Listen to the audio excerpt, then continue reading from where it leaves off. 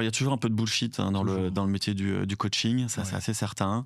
Je comprends que voilà, tout le monde doit vivre et manger, mais ce qui est assez essentiel quand on accompagne une prise de poste, surtout une prise de poste de manager ou de leader d'ailleurs fonctionnel, c'est un peu la même chose, c'est de comprendre ce que sont que les fondamentaux et ce qu'attendent les équipes. Les équipes, elles attendent de toi un cadre clair. Pas forcément rigide, hein.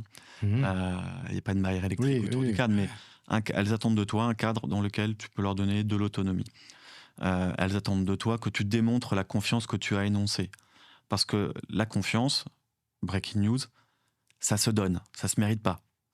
Et donc c'est essentiel quand on instaure une relation avec autrui de donner sa confiance. Les gens par définition te veulent du bien, soient à l'aise avec la vie. Et donc quand on accompagne une prise de poste sur le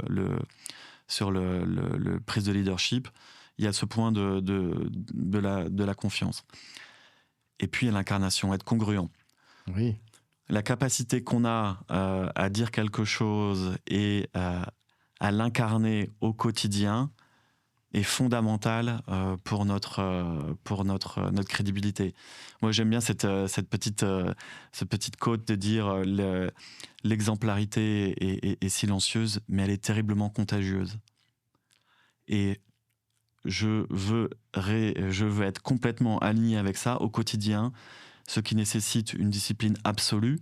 Mais quand au quotidien, un manager est exemplaire, son équipe est ou devient exemplaire.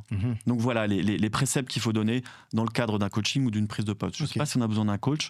On a probablement besoin de son chef en posture de coaching ou de son HRBP.